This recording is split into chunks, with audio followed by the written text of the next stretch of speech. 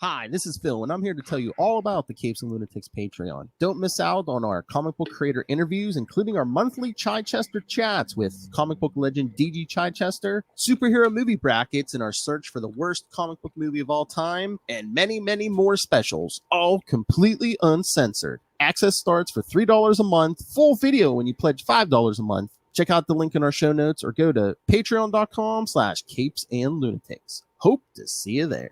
This is Luca Perich, and you're listening to the Capes and Lunatics podcast. Yeah, whatever. Ben Reilly, Spider-Man's clone. He's the guy. He's got a sweatshirt. Yeah, that's how you know he's different, and he's a blonde hair. Hopefully one day we get Matt Kona back here. Oh. All right, children. That's right. It's the end of the month. Lilith warned you. She told you there was a sausage fest coming. Welcome back.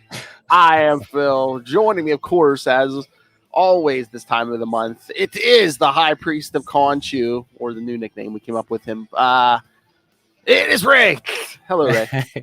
Hey, how you going? How you going, everybody? And Phil, does it really constitute a fest? Now there's just two of us. I know. What is that? Just a plate or a sausage gathering? I don't know. Sausage, snack. Oh, I don't know. And I can already hear her rolling her eyes, Lilith. That was all your fault. Because you always call it the sausage fest. And yes, we miss Matt as well. As much as it's great having Yes. Dave, hopefully we can align the stars and Matt. I said eventually if he comes back, I don't care if all four of us do it, but But I hear Matt's busy at the daily grind, right? So yes. Yes. It's even worse when it's on a boat. Yes. Oh no. Oh, we got someone. Russell. Hey. Hello, fine sir. It's Mr. Wild like an animal himself, Russell. Wild like an animal. Gotta rub that one in.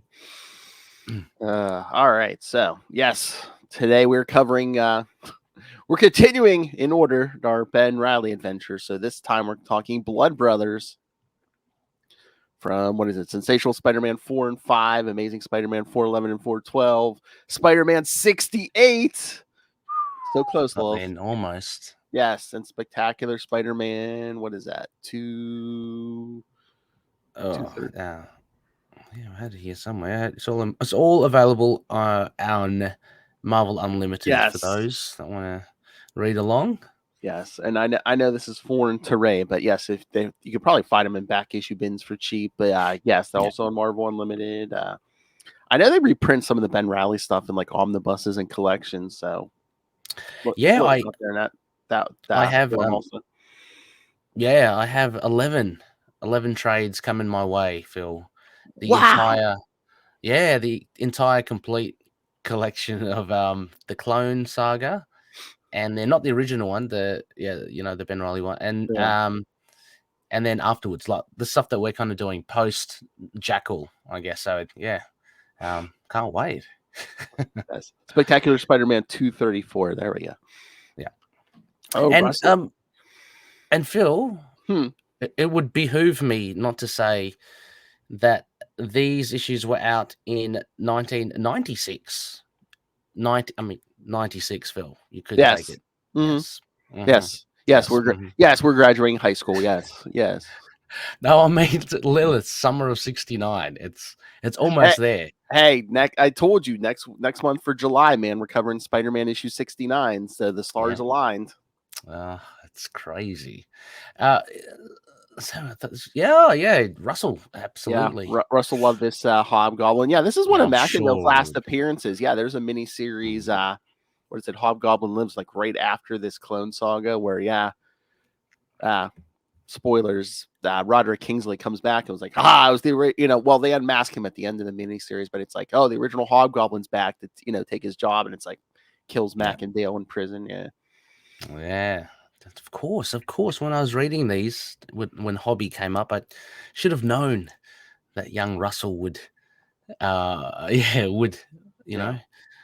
There's one panel in this story where like it sticks in my mind even to this day. So when we get there, I'll have to mention it. But yeah, Okay. I just love some For of what the reason? stuff For what reason? Yeah. just the yeah, stuff what between reason? Peter and Ben. I love it. Oh, okay. Okay. And again, hey Russell, we're gonna be doing more Hobgoblin in November. So I believe we're back to Mackindale. Gobble gobble. Gobble gobble. All right. Oh yeah, and was it September? I think, or something like that. August or September. We're doing at least one Mr. Fear episode, Russell. And for summer of Ooh. '69, there's a Mr. Fear story in Daredevil. So Oh, nice. Russell will be one happy little fella. yes. Okay, Russell, are you there? I don't know if you heard, but I know there was a couple episodes where Lilith and I were have redubbed Rey, not the High Priest of Khonshu, the High Priest of Sausage. Sausage. So spread the word, Russell. Well, you know, they are delicious. Hey, Happy to be endorsed with. Gobble gobble. Oh, it was so hot here yesterday. It's one of those days where you go outside and you just start sweating, even if you're not doing anything. Take the sausage out, that sort of stuff. Wow! No, for a barbecue. That's what I'm saying. Oh my god, I can hear Lilith now listening back to this going, I need that for a drop. You guys have Barbies, I'm sure. Oh yeah. Yeah. Yeah, we went to some graduation parties yesterday. Yeah, there was people. Yep. Talking about meat is so natural for Rey. So a few people partaking in sausage. Yeah, I got that last night. See, she's always here, even when she's not here. Yeah. Now, I'm still waiting for that day, Phil, when you can construct a whole AI, or not AI, Lilith, just based on, The one day we were doing an episode and we are saying, you know what we should do? We should do like half an episode where Lilith is here, then she like drops out, or vice versa, and then I just play drops, and everyone has to guess, was Lilith on the first half of the episode or the second half of the episode? Yeah, exactly. I'm going to the hole on principle. Because it's almost 2 full pages of drops. Superior puss. Somebody's butter. That ain't my business. I feel a few of us would know. Like, you know, the likes of Justin, we'd pick it. Oh, like yeah. Justin knows. We'd know. We would know automated Lilith as opposed to the genuine. Oh yeah, the genuine article. Listen to Gamma Charge, and you'll hear like Russell and Justin just like speaking in Lilith drops. Yeah, yeah. You know, Justin will just out of nowhere go scream it. Yeah, yeah. That's a hard one to do because you have to scream it. Yeah, you know, scream it. All right, how did we get here? Well, that escalated quickly. That's my favorite Justin one. Yes. All right, our Patreon elite, Rey there, and Russell and Justin, who you can hear on Gamma Charge. Okay, Lilith likes me to say the strongest Marvel podcast there is, because Lilith will tell you Superman can beat Hulk. So, well, yeah, well, I don't want to go into that. That's one of her questions for any suitors. Yeah, she's you know. Okay, to cull the wheat from the chaff. Yeah. Yes. She likes him young and dumb, but not that dumb. Well, good criteria. All right, so let's jump into these. Yeah, we got 6, and yep, sure. This is only one of many appearances the famous Rey is making today. So yeah, let's get to these issues. All right, so yeah, it starts in a Sensational Spider-Man number 4, Blood Brothers Part 1 of 6, Exposed. Yes, Exposed. Oh my goodness. So what do you think of this? I mean, Jameson gets his hands on those skeleton pictures. I love the opening, kind of with Peter negotiating with JJ. Doesn't take a backward step. Goes for the triple, paid triple, and he actually ends up with more. He ends up with what, like a week or something of hotel expenses and flight. So well done, Peter. I'm liking, you know, in general, just the depowered Peter. He seems, you know, a little bit. He's stronger in just like other ways, you know, rather than just being Spider-Man. So yeah, that was good. No, I thought this issue was great. It was a nice little look into Jessica again, her relationship with Ben. And yeah, he doesn't know what to do because, yes, if you didn't listen last month, yes, she is the daughter of the burglar who killed Uncle Ben. Yeah, and she's got like a skewed narrative from her deceased dad of what happened. So, in her mind, like Spider-Man really did a criminal thing, like kind of basically beat him to death, and had the police on the take, and they were covering for Spider-Man, all that sort of stuff. So she's really angry. It kind of just sets it up. This is Jurgens, isn't it? This is Dan Jurgens. Yes. I believe he wrote and penciled this. Yeah. I I'm a bit hot and cold on Mr. Dan J. But this one was really good, I thought. We've discussed it before about how I guess he was trying to get his foot in to do Spider-Man stories, but they kind of tossed him Ben Reilly ones instead. Yeah, I believe he wanted Peter Parker. Yeah, and they're like, "You're doing Ben Reilly, what?" Yeah. But this one was a good one. So I like the relationship dynamics that you get with Spider-Man comics. So very much so with Jessica. And then this really kind of like innocuous robbery that allows Jessica to, as we see on the cover, see Ben like take off the mask and stuff. Well, he makes up some really silly, weird excuse, and he says himself, "Oh, I should come up with better ways to slip away." So yeah, I'm liking the way Ben's written here as well. It's good. He's long gone. He's long past that. I don't want like mopey kind of stage, which was okay, which was good. I didn't hate it, but he's really kind of quipping like Peter now. He's really becoming like the Spider-Man. I mean, he kind of thinks he knows who he is now because he even though he's not using the name, he still thinks he's the original Peter Parker. So it's like, oh yeah, hey, I'm not completely that guy anymore, but I'm Spider-Man. Yeah, he's got that. He's got that over Peter Parker. Like, yeah, I'm the real deal. And we see that kind of later on. Kind of comes to a little bit of a head, because it comes down to Seward Trainer. But no, I thought this issue was like all 6 of these issues were really easy reads, and I mean that in a good way. Like, just really, I just kind of burned through them, through this whole arc, Blood Brothers.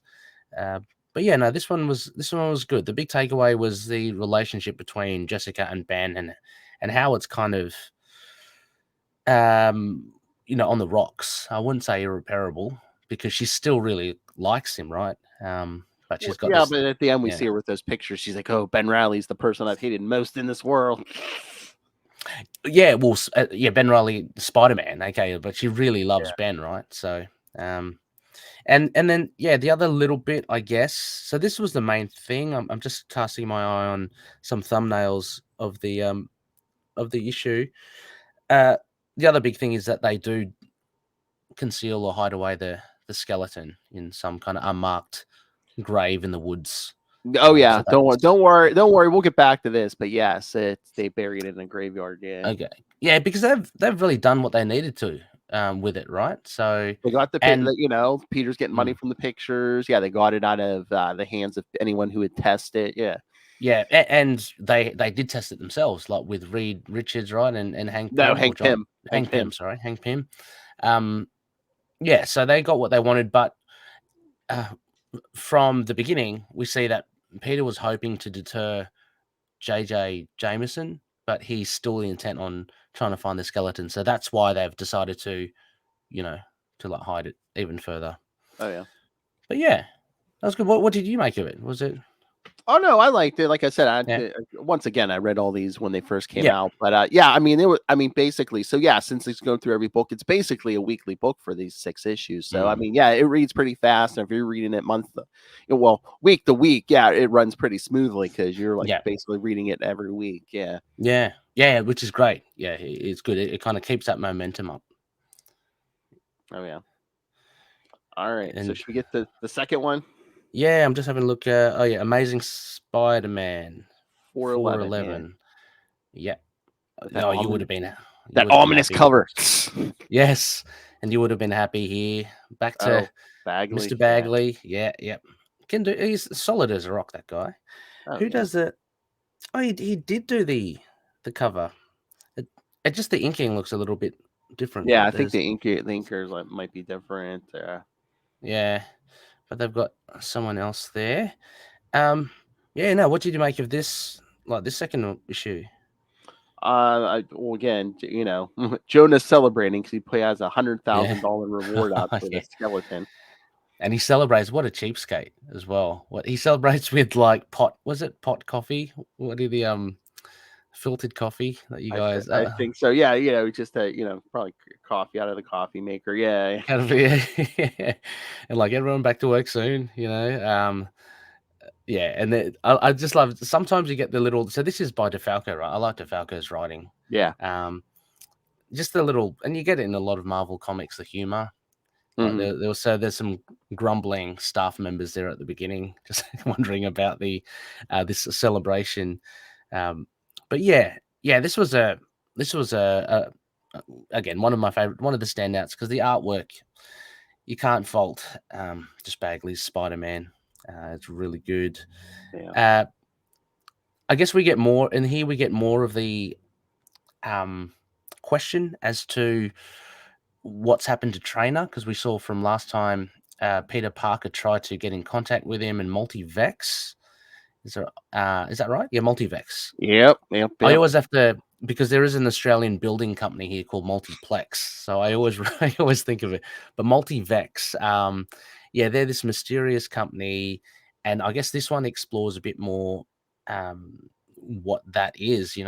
Trainer's allegiance, and that question as to whether, because Peter questions it. He's still kind of questioning the validity of the cloning results, and he's saying, of course, he's going to say that you're the genuine one, Ben, because you're his mate. So yeah, so that was interesting. But aside from that, we get some lovely, I'm going to still say 90s kind of villains with, God, what are they, Code 12 or something? What are they called? The assassins. I think they're. Oh, I can't see it there. I think let's call them. I think they're called Code 12. I do remember a number. I've read this so many times. I should know who these are. But yeah, they come after Peter and Mary Jane for that skeleton, and Peter won't talk. And that was scary because he hasn't got any powers, and Mary Jane's pregnant as well. So that was I thought, quite a tense moment. And you see throughout as it kind of intersperses between the other stuff with Ben Reilly, you see Peter just getting more and more friggin' beaten up, which is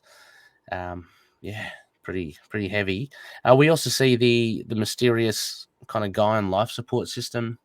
Yes, the number 2 mysterious villain who yes, he has a connection to the big mastermind who you'll meet like towards the end of this 90s clone saga. Yes. Yeah, I thought that we'd get something towards the end of this, but they still kind of dangle the carrot, don't they? No. A couple more months, right? Couple more months. But yeah, I mean, so on that side of Mary Jane and Peter Parker, we get that. On Ben's side, he kind of he's starting to get kind of squeezed out or frozen. His assets are frozen. Oh yeah, Ben's. Yeah, someone's messing with all Ben's life. Yeah. Yeah. So his apartment, his rent, because he has money. He has money in his account. He just, it just wasn't kind of pushed through. Yeah. So on his set, and as well, he's kind of dealing with Jessica and that whole kind of, I guess you call it a lovers tiff, because they were very much into each other, weren't they? Lover's tiff. I think you killed my father. A little bit more. Yeah, no, that's I didn't see it in that scale, but you're right. It is a bit more than that. I love, Phil, you caught this. You must have caught this, didn't you? The Martha, the parents and the little kid. Yes. I don't know what this is evocative of, Ray. Yes. I don't know. He's got a T-shirt of it as well, but I'm not going to even. And stopping the hold up of the 2 parents and the child. Yeah. So Robert, he prevents. Robert even grabs the pearls. Yeah. So in effect, well, in this universe at least, he prevents the, the birth of The birth of who, Ray? Batman.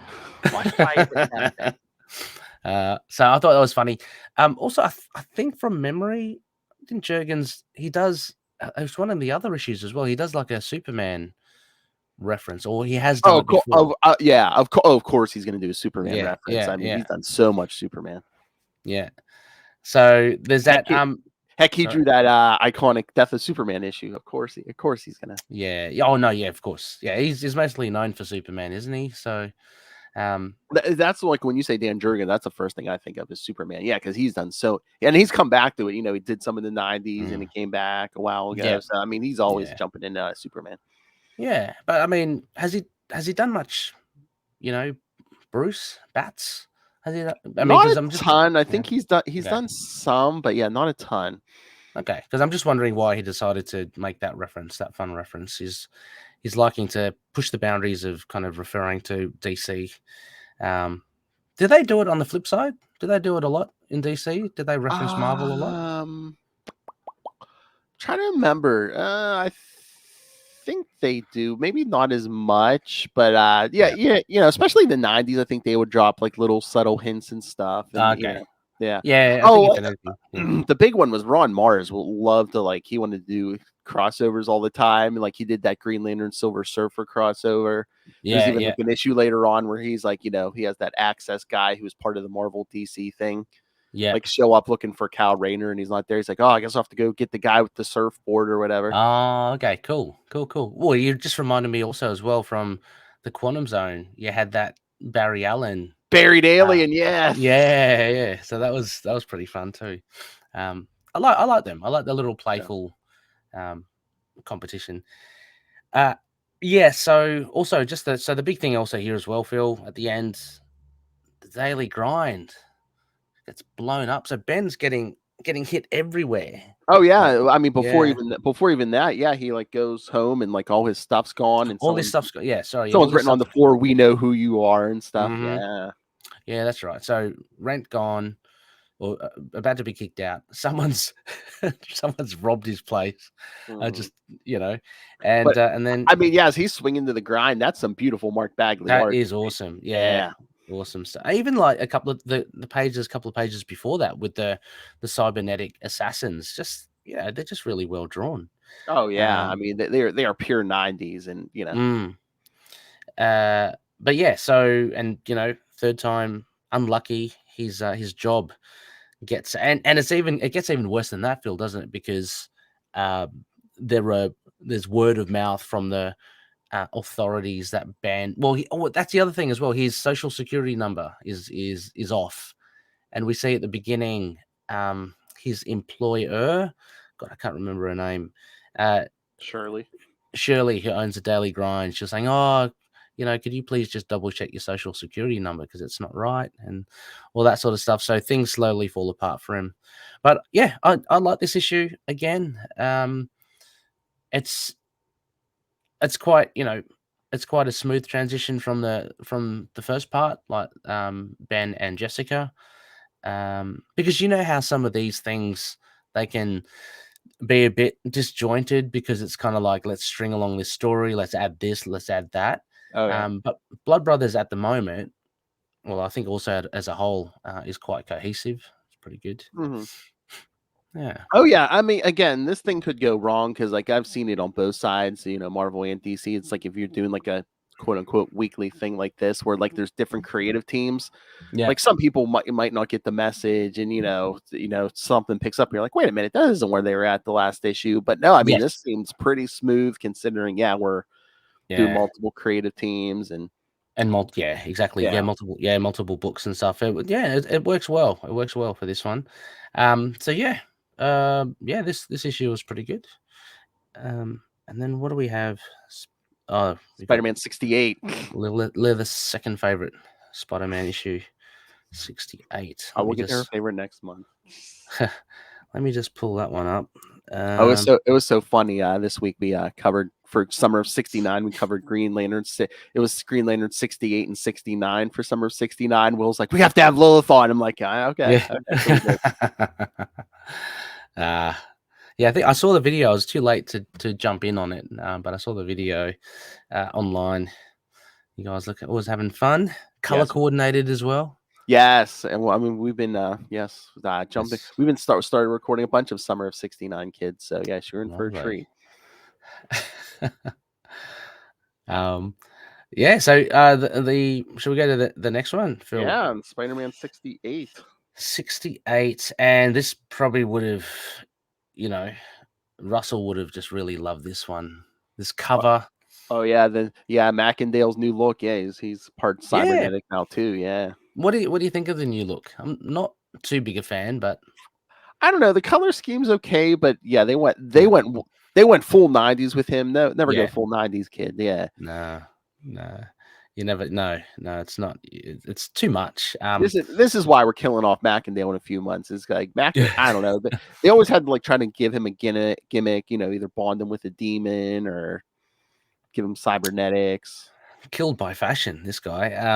Oh. But yeah, I very, very much prefer his classic look. Even the Demo Goblin is awesome. But yeah, this one's a bit too much. But I'm sure Russell and it is enjoyable having Hobby back. But this issue, let's have a quick glance through this. So we got this is of course, Howard Mackie. Yep. Awesome. And JR. And when I was reading this, I was kind of jumping back to the current run, because he's on that now as well. And it is nice. It's nice to have him back on Spider-Man, actually. Oh yeah, issue 4 came out. Was that this week?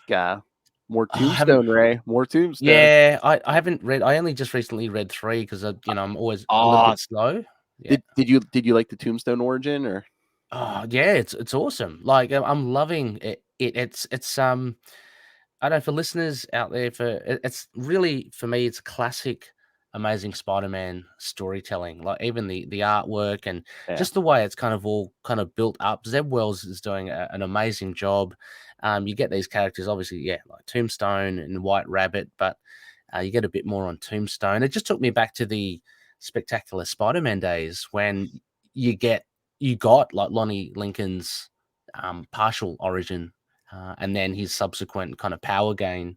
It just kind of brought that some. He's slightly different these days, but but he's great. He's so good. Oh yeah, wait till you get to 4, man. He's got something going on where you're just like, oh man, they're really making him like a more more strategist. Yeah, he's a little smarter. Yeah. Well, the end of 3 was like a humdinger. That was great. Like Spider-Man in the basement, beat the hell out of Spider-Man. Yeah. Yeah, and then just like, okay, I'm going up and I'm going to kill I'm just going to do all this stuff. It's so cool. He's so bad. Like he's more than just like a like a hitman or an adversary for Robbie Robertson now. He's like way beyond that. It's really cool. And I know, sorry listeners, because I'm stuck in the 90s a bit. So I may be referring to a lot of 90s stuff, but yeah. This one, into the depths. So just the coffee shop has burned down, and so the aftermath of that, I guess, and the fact that Shirley hears that, I think, as I mentioned just before, this Ben Reilly character is known to be disgruntled with his employers, and so yes, it's not just computer errors. Someone is actively planting evidence where it's like, oh yeah, Ben Reilly's lashed out against employers, and it's like, so there's that, and on the flip side as well, the aftermath, Peter's recovering, which, mind you, Phil, and I know it's comics, but he does seem to recuperate rather quickly for someone even without powers as well. I think by next issue, he's all fine. I don't know if he has if the healing factor is still there, because as we'll discover soon, his powers aren't gone. They've just basically been suppressed. Okay. So you might have the healing factor. Yeah. Because the powers start slowly coming back, because they'll come back for a little bit and then cut out. Yeah. Okay. It's kind of like, okay, I gotcha. So by the time we end this thing, his powers are back. Yeah. Okay. Oh, okay. Cool. Well, then that would kind of explain these little subtle things, because he does seem a little bit more durable than your usual. Yeah, that's what I'm thinking. Yeah. So yeah, I mean that's good. And there's I always love the scenes between MJ and Peter. We get the confrontation between Ben and Jessica, like after the initial shock, which I think isn't handled the best. But I guess that's Ben. He just kind of flips a switch on her rather quickly and says some really, when he said it, I was going, oh, geez, Ben, that's not gonna win your heart, win her, your heart. He basically goes, because she's going, oh, it wasn't my fault. Ben Riley says, your father was the burglar who killed my uncle, and he screwed us both of our lives forever. So, yeah, he's not going to get any brownie points by saying that. Because he's basically blaming. He thinks she's behind all this stuff that's going wrong in his life. He's like, just stop what you're doing, and it's not my fault. That's a good point. Yeah, because she goes, oh, well, what are you talking about? And he's really rolled up. So, yeah, that confrontation wouldn't go well either way. We get a bit more of, I'm pretty sure they're called Code 12. Cell 12. I'm close. Well, there's Cell like 12. there's like 2 pages where like Ben goes to see Peter and Mary Jane, and Peter's like, what? I think Seward's behind this because I try to we try to go see him, he's not there, stuff's going, Yeah. And, and Ben's like, no, I'm gonna prove Seward's innocent. Yes.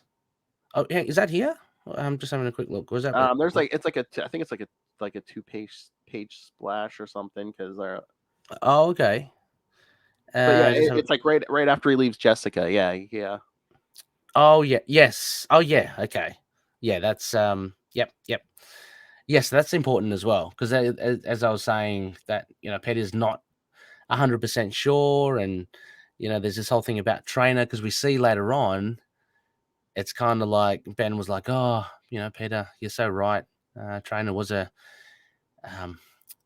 dick basically. So that's definitely worth noting. And yeah, I like how he kind of like he leaves the apartment, he just like flops backwards and just free falls. That's just a cool visual. But yeah, he goes to go back, try to find Seward, and yes, he runs into Cell 12, and we get a big Cell 12, battle. the big fight. He smacks them easy. Like he I guess he's had a lot of practice with Sinister Six and multiple villains, but he does really well with them. Like just systematically just takes them out. Yeah, but they're new guys, but yeah, he's taking them out. But then it's like he's hears someone say, "Oh, you took out my hand-picked mercenary team," and we see it's Mac and Dale. Well, I mean, even considering like hand-picked as well, because we know his standards, Mackendale's pretty high for mercs, so they would have had some sort of ability. But he kind of slices through them. However, with Mackendale, it's a bit of a different ball game. Because Ben really doesn't have experience with Mackendale. No. Like he was like a part of a group or two, when he was Scarlet Spider. But yeah, he really doesn't have a one-on-one experience with Mackendale because he's even like you Green Goblin wannabe because he really doesn't have any experience with any Hobgoblins. So. Yeah, and I like that because I think later on, I think Pete's giving him points. Yes, that is one of my that is what stands out in my mind. Yes. Oh, is that what you're saying? Yeah. That was a cool moment. I love it. It's it just shows the kick-ass of Peter and and just them working together. But Mackendale here, he pretty much trounces Spider-Man into a really bad state. He kind of, I don't understand how he kind of really slices him really. Maybe he just discombobulates him with a few of the pumpkin bombs and kind of gets him all a bit disoriented. Then he manages to kind of slice him a lot. And Seward comes up to him. Oh, what a gut punch. That's the worst hit of all, Phil. He comes up and says, forget about me. Like, let it go. Forget about me. Yeah. I don't want to see you hurt anymore. Advise Peter the same. Yep. And so somehow he manages to drag himself out. And I like the last page. Kind of just plops in a pool of blood. Yeah, it's called Peter and Mary Jane's floor. Yeah. Yeah. But so we're getting a bit more of this mystery, like Sewer Trainers connected. We're kind of, slowly moving up the ranks of these bad people. So we got the Cell 12. We got, but then we kind of get a little bit of a side. We'll get to it anyway. With Raxton. Mark Raxton, yes, Liz yeah, he's Allen's cool. stepbrother, yes, the Molten Man, Molten Man, he's cool. But yeah, we get a bit more of him, and we'll get to that, and the guy on the life support system. So yeah, it continues to Spectacular Spider-Man 234. Yep. I'm just trying to. I'll pull that up now. Did they do? So they've done this over the years sometimes. Yeah, Spectacular Spider-Man 234. That cover, it looks like ones they've done before, where like they just take like Spider-Man and Hobgoblin and stick them on like almost like a photo of like a real photo of like New York City or something. Oh yeah. Oh yeah, they used to be popular a bit earlier, like I know, 60s and 70s. Oh yeah, even like the 80s, they were doing covers like this. Yeah, but it's a pretty nice cover. I like it, and we get the actual logo in the middle. Yeah, it's cool. It's cool. Something just a little bit different. Again, Russell would have been loving this. This I thought Rub that one in. This is Sal, isn't it? Is this Sal? Yeah, Sal Buscema. Yeah. Oh yeah. I was gonna say before I even got to the credits. Yeah, that's Sal. But yes, it is Sal. Yes, and I remember there is a right cross towards the end. Don't you worry about it. Look, as much as I love Sal, maybe it's a break. Maybe it's the inker as well. Finishes John Staniski. It's not terrible art. It's probably just I'd have to say my least favorite out of the art in this arc. Don't get me wrong, Sal's a giant, and I love his work, but I'm just thinking in context with the rest of everything here. I don't know. Did you like the art, Phil? Yeah. Oh, I love Sal's art. Yeah. I mean, had to agree with our friends on Gamma Charge. It's like, they love Spider-Man, good Hulk. Yeah. Great Hulk. Yeah. Well, he's got a really good sewer trainer at the splash page. That was really good. Yeah. Look, most of it is great. It's fine. Yeah. It's not terrible. It's just. Well, I love those first couple pages where Ben's basically recapping the last couple issues. Like, oh, I screwed up, and Peter's like, dude, it happens to everybody. It comes with that costume. Yes. Yeah. Ben's like in and out of drugs. Like he's.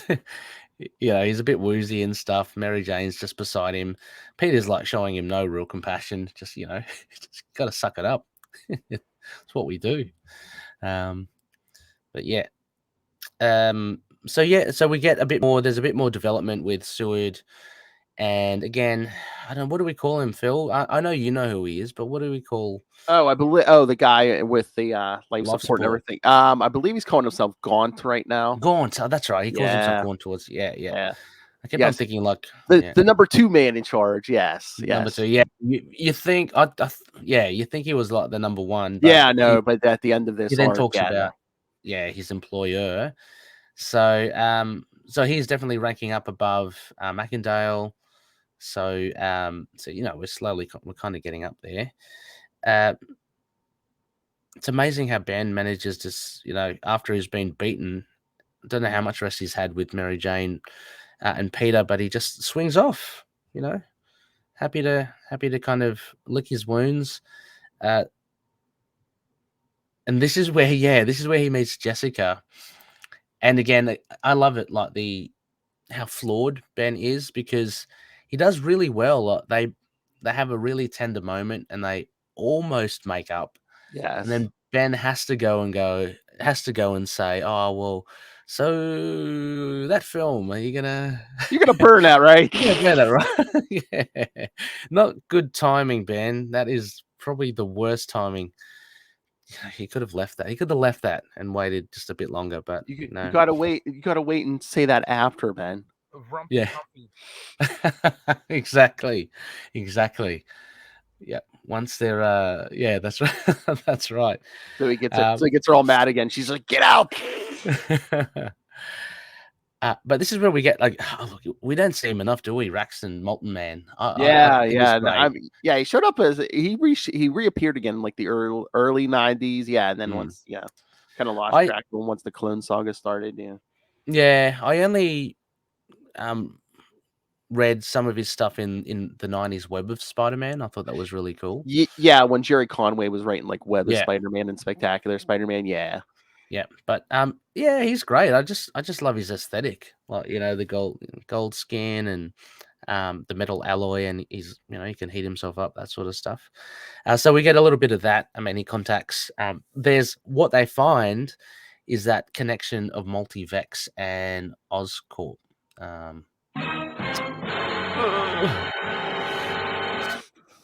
So someone has been funneling some funds to fund this Multivex through Oscorp. So yeah, so pretty cool stuff. So that's an important little bit that we must take note of for the greater scheme of things. Yeah. But like earlier when when Ben was talking to Peter and Mary Jane, Peter's like, we got to confront Seward, and Ben's like, no, I can't. So then he comes back, and Mary Jane's like, oh no, Peter's already out. He got beat to hell like two minutes ago, but he's already back out there. He went back to Multivex to try to break in. He's with the skills he learned from Felicia, which is pretty cool. Well, some skills he learned from Felicia. Oh, some would say, the useful ones. Yeah, I mean, he takes on Cell 12 again. Like, this is I know. Albeit a normal guy. They say, are you a masochist or are you just stupid? Yeah. But thankfully, he's got Ben Reilly kind of looking after him. And they do a pretty good job with, this escalates because Hobgoblin comes in. But they do pretty well, like, tag teaming. I guess this is the Blood Brothers thing. Because Cell 12 is just like, he tells Peter, now we're going to show you with extreme prejudice, and then we get some of that impact webbing, and Ben shows up. A couple of balls down the knob. Okay. Well, I haven't seen. I want to see. I've got to choose my words carefully here. Yeah, I got to see more of that webbing, impact webbing. I do like that Peter's wearing web shooters, even though he doesn't have power. Yeah. Yeah. Oh, yeah. There's a move he makes. Is it here in this one? I can't remember. This first movie, like, webs 2 is Cell 12 right in the face. Not in the face. Yeah. Yeah. So a grand fight. There's great action. You can't go wrong with Sal. And then Hobby comes in, and they take it outside. Well, yeah. First Ben tells Peter to get out, and that last panel on what page is this? 18. Again, this is stuck in my mind to this day. I love this aesthetic with Peter and Ben, where Ben's like, get out of here, and Peter's like, okay. He's like, but he always opens with one of his tricks. He's like, one of his gadgets to knock you off guard. Don't let him do it, and you turn the tables, messes with his rhythm. So cool. He's a master, isn't he? He knows what he's. Not only is he battled Hobgoblin, it's like the guys basically have the same body, the same ability. Well, they had the same abilities. He's like, yeah, if you can, like, I know your moves. If you can, like, dodge his first assault and just get in his face and punch him in the face, it throws his rhythm. That's fantastic. Yeah, and you see it. I mean, because you see later on, Ben, he webs up. I think doesn't he web up a bomb in as Hobby was holding it? Like, he throws a bomb first, but he kind of, that's on the next. Oh, hang on, where is it? Yeah. Well, he opens with his tricks. He's got the finger lasers or whatever. Yeah, he webs up his hand. Yeah, and he webs up his hands first just to kind of stop that straight away. And at the same time, Peter's chasing Seward, so we get like dual action here. Of course, all culminates in a decision that has to be made, which ultimately allows Seward and Hobby to get away. But this was really good. I thought this was really good action. Good to follow. So Ben goes after Hobby. He even jolts him off the glider, and Peter at the same time tackles Seward.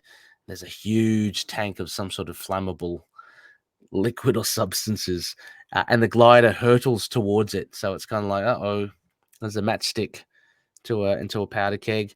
Peter just, I guess because he's been a hero for so long, just decides to jump off the ledge of a building and try to take the glider, which he does.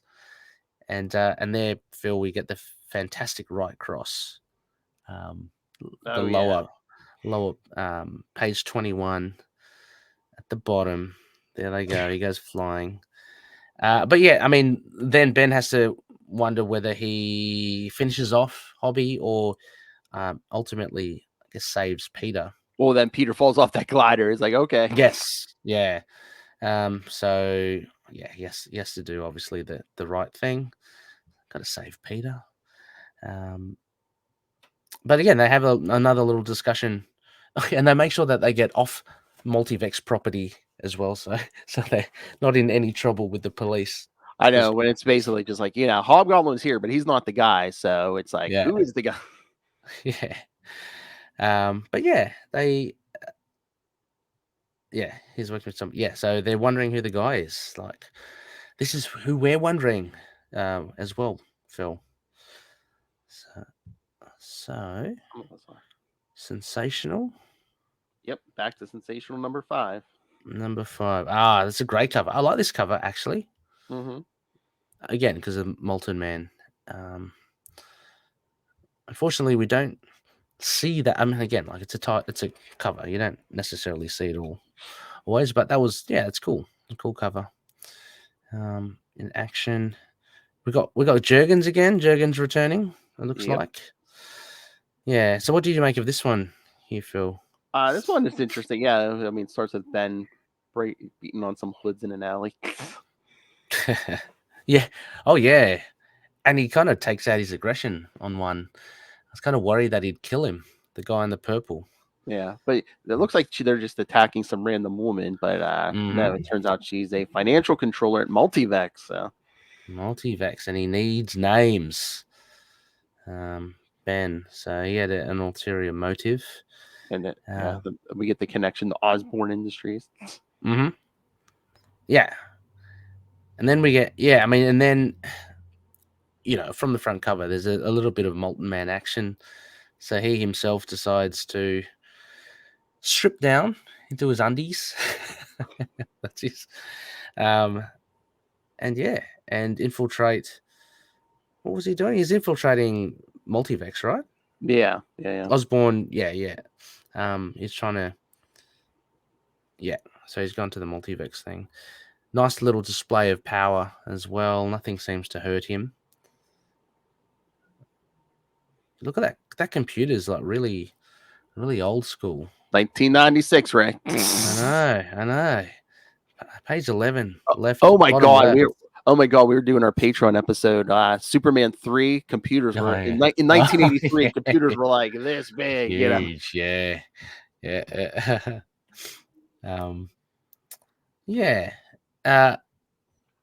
I thought this issue was good. Let me just have a quick little look here. Yeah, well, Peter goes to question Liz Allen because she's like in charge of Osborne these days. Yeah, with that was good. See, so a couple of action figures there as well.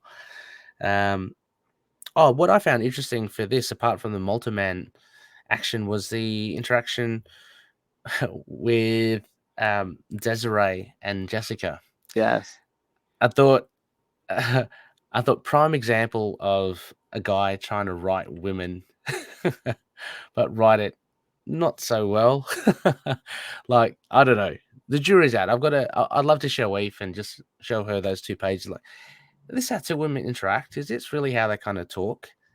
Because Desiree's going, ooh, well, maybe they do. I mean, like, she's talking about, you won't mind if I move in for the kill. Like, she's really kind of loving Ben, and they don't really know each other. You know what I mean? Like, maybe she's really out there. Maybe Desiree's personality is really out there, but I don't know. She has sex on the mind.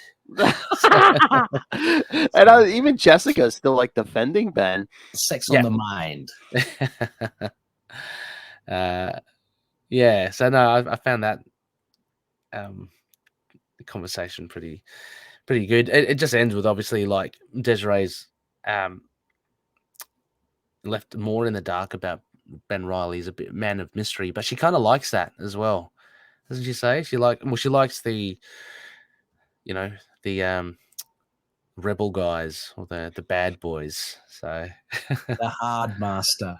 The hard master. So that was interspersed. Typical Spider-Man comic. There's a lot of these little nice conversations that happen in and around the actual action. As you say, we get Ben Reilly and Peter as well. They're talking. Oh, that is great. Just like two brothers try to break into a building. It's like, shut up. It's like, watch yourself. You're scared knocking knees are gonna set that alarm off, Peter. Yeah. And Peter's all really focused. But then Ben sees Molten Man in there, and again, this is Ben's memories only go so far. So it's like Molten Man, and Peter's like, wait, he might be innocent. That's true. Yeah, that's true as well. It's like the Sandman all over again. He's like, no, wait, he's a good guy now. Yeah, he rushes in, doesn't he? Yeah, so that's again, it just shows the difference between Peter and Ben, experience, inexperience. We get a nice page like Molten Man, like with color wise, when he takes on Ben Reilly, and then the next page with Gaunt, he's kind of all in green. I think there's some really nice art, just colors and art, the way they kind of work together. But I feel sometimes Jurgen's art is lacking in some detail. But yeah, in other shots, they're very good. So what happens at the end here, Phil? Molten Man, just a bit more fighting. But then basically the whole floor comes down and they. That's right, it blows. Yes. Lab. Yeah. Because the power supply panel behind them. So it all falls down. We get more of Gaunt and some thugs and Seward. Because I guess what with should mention he Gaunt as well. Obviously, he's trying to resurrect himself. Trying to get another body, become strong and powerful, heal himself. Yeah. So that's what he had employed Seward Trainer to do, to try and do that for him. So I just noticed that colors Gregory Wright. That's a good friend of DG Chichester. Oh, okay. Oh, nice. And we're up to 412. Yep, Amazing Spider-Man 412. Oh, there it is. Yep. Just got to navigate through. The thing about, I know Marvel Unlimited, I don't know about you, Phil, but I use the download option. Just it makes it quicker reading. So I download a whole heap. Yeah, but they don't group them into the series. It's all just individual issues. So you have to kind of trawl through. I know that's the only bad thing. It's like when you get a multi-series storyline like this. Yeah, you got to go. Yeah, you have to go. Okay, I read Sensational. Now I got to flip over to Amazing, and they do some of the good things, like major events, like they do lists and reading orders, which are really good because you just save that list, and then you can just, if you want to read it in a large sitting, you work off the list. But it doesn't work with everything. Yeah, that would be nice at the end of an issue, because I know they'll just do that series, but if they could also give you the option, if you want to keep reading Blood Brothers, here's part 2, here's part 3. Yeah, that's good feedback. Actually, we should just write in, let them know seriously, because I think they'll take that stuff in. So I think I will. Oh, look at this Bagley cover. Oh, it's great, isn't it? I mean, it's good. Just the inks as well, use of the black. Anyway, so him and Gaunt looking like a poor man's, I don't know. He kind of reminded me of Vulture, only because green and he's old. But anyway, so this finale. I mean, needless to say, Phil, you probably enjoyed this because it was a Bagley special. Oh yeah, it kind of seemed to go by really quickly. Just pacing. I'm talking overall. How do you find the pacing of the whole arc? Yeah, I mean, I guess I don't know if it's or we trying to cram a lot of information in the 6 issues, so it's we gotta keep the pace move. And again, it's a 90s story. I mean, a lot of 90s stuff moved at this pace. It's not modern comics could never, but yeah. I think it's just maybe because we're not given maybe because by the end of it, it's still kind of left a little bit lingering. With the boss. So you don't get that really sense of this is the finale and this is it. you know, we do learn about a lot of stuff, and we do get the throwdown with Gaunt, and you know, Molten Man gets in there as well, so it's a lot of fun. But it's just that, but he's not the main guy, so who is it? And yeah. So I guess there's a lot of juggling with, because there's a cast of thousands here, but but overall I think it was pretty good.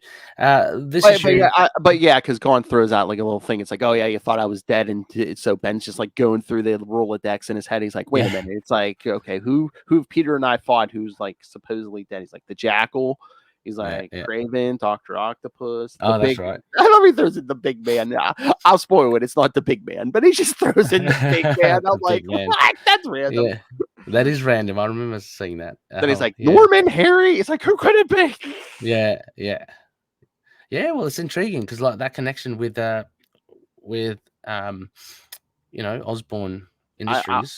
I will give you a hint. Everyone he names in his head, none of those guesses are Gaunt. I mean, Gaunt's.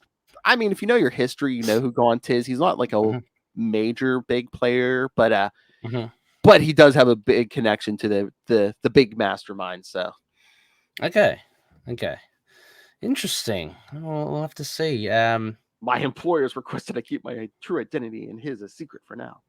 I love how he just throws that out. Oh yeah, there's another guy too. There's a guy above me.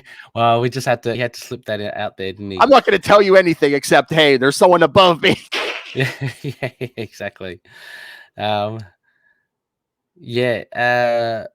also just a little thing with Mary Jane and Liz and oh yeah, it wouldn't be a 90s comic if Normie Osborn wasn't popping heads off a Spider-Man doll. Yeah. There's a bit of tension there. But I like the fight between Gaunt and Molten Man. He seems to be really good. Like Molten Man's pretty durable, but he manages to kind of beat him into submission. I hope Molten Man's durable when Ben's like throwing him around at one point as like he's using him as a weapon. Yeah, he gets thrown around a couple of times here, doesn't he? But yeah, this Gaunt guy. I mean, to be fair, because you don't know too much about Gaunt, it is fun to see the fight, but it's not, I'm not watching it with bated breath like I am, say, Spidey and Juggernaut or whatever, because this enemy is not, big tier in that sense. So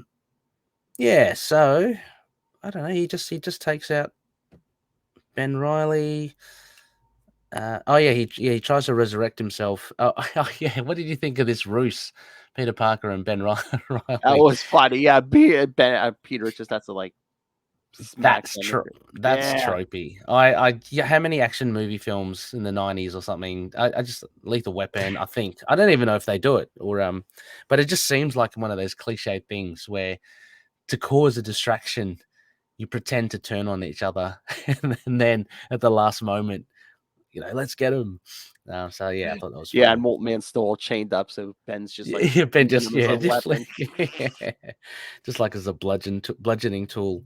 But it's so funny the personality of Molten Man. I found it interesting. He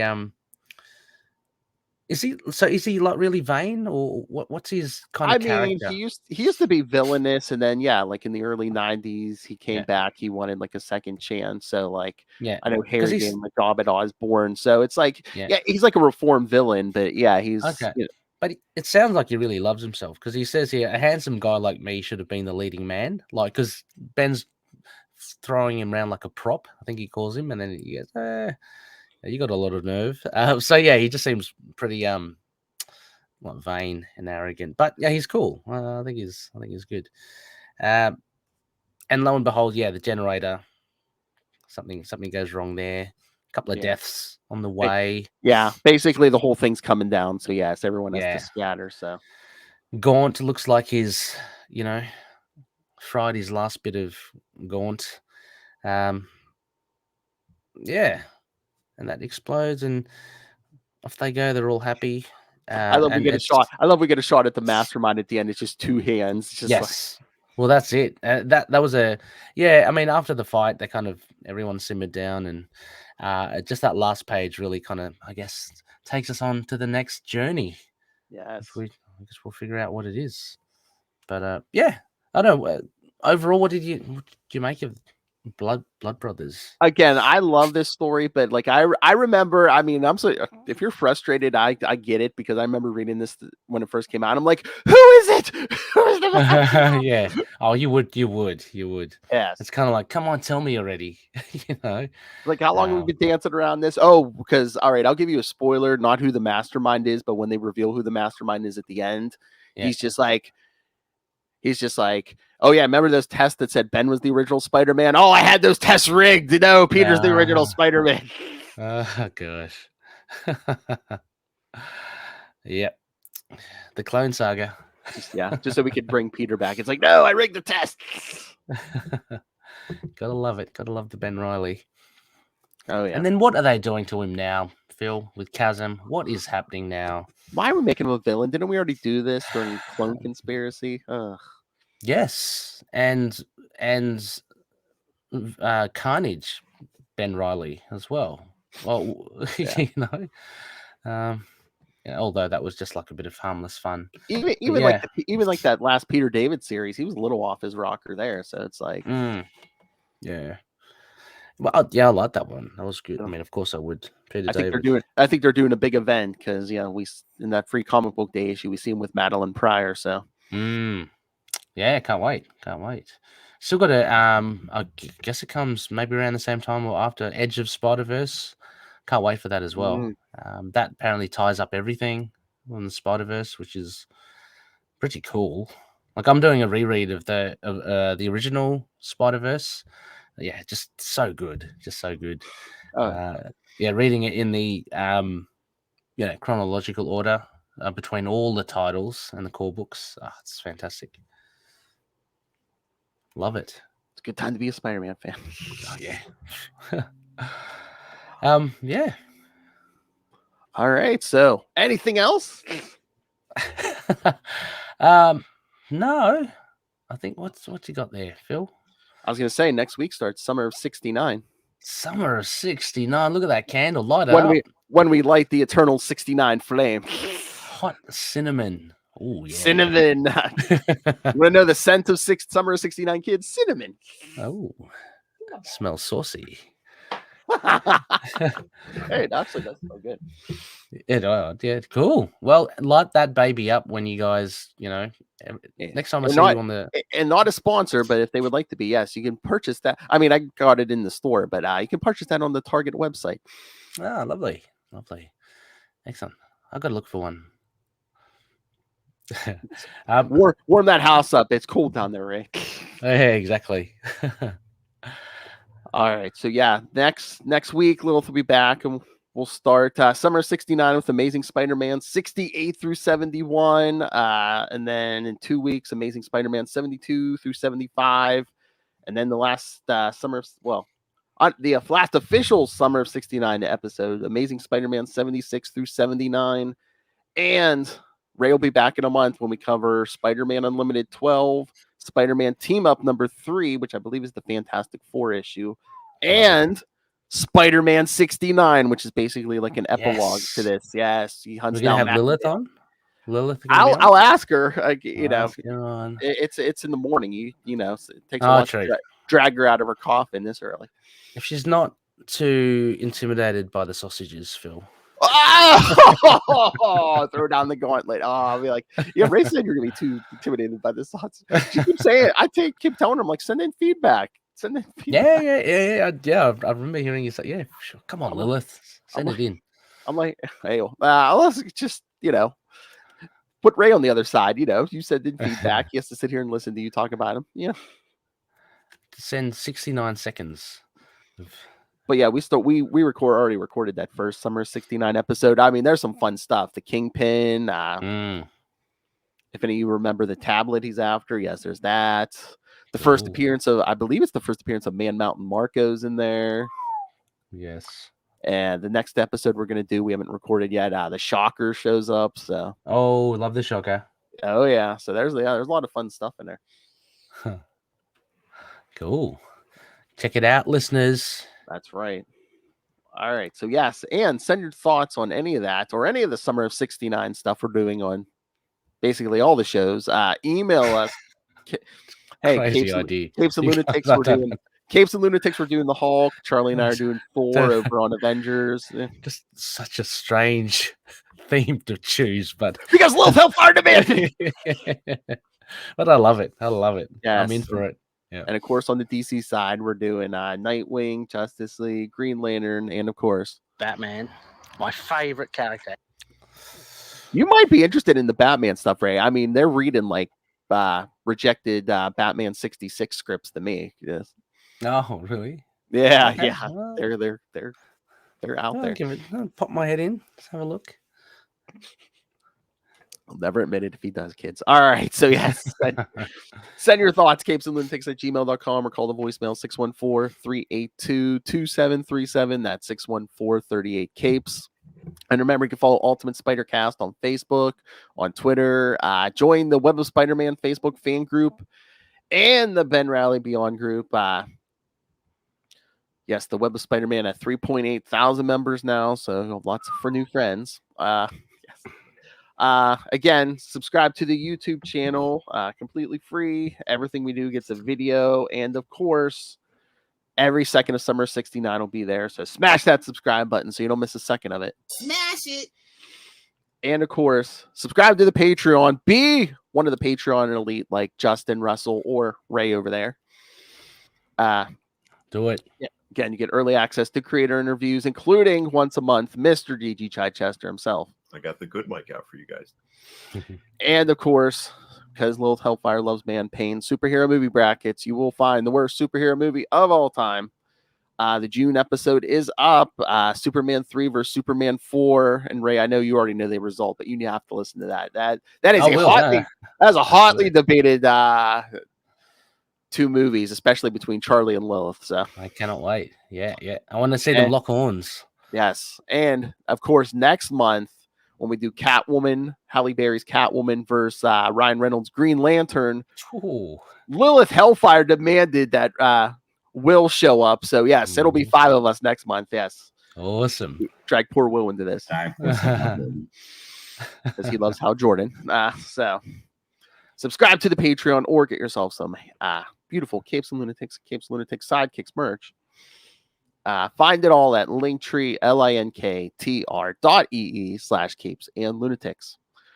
All right, Ray, do you do any podcasts? Anything you want to tell the kids about? Just a smattering. Look, the best way to catch me, listeners, if you want to, for a chat, for a chinwag, is on Twitter at RayRayPod, REYREY Pod. There you'll find some information on the other podcasts, such as Into the Night, the Moon Knight podcast, To Know Her Is to Fear Her, the Spider-Woman podcast, Last Sons of Krypton, a Superman podcast as well. But yeah, and totally enjoying my tenure here covering Scarlet Spider with Phil and Dave and hopefully Matt. But yeah, Ray Pod on Twitter. Yes, check out all Ray shows, kids, all quality, and he pretends to be innocent on his other shows, Then he'll drop in a chat with me and Lilith and go nuts. So it's fun. Oh yeah. He lets his inner his inner pimp out here. Exciting times to be a pimp. All right, so yes, we'll let Ray go because it is late evening. Well, late evening. Yes. All right. So let's get out of here. All right, kids. Yes, come back 1 week. Summer 69 begins. And next month, the Sausage Fest will kind of participate in Summer 69 when we cover Spider-Man 69. I'll bring the sauce. Oh! All right, kids. Until then, swing on back. Whip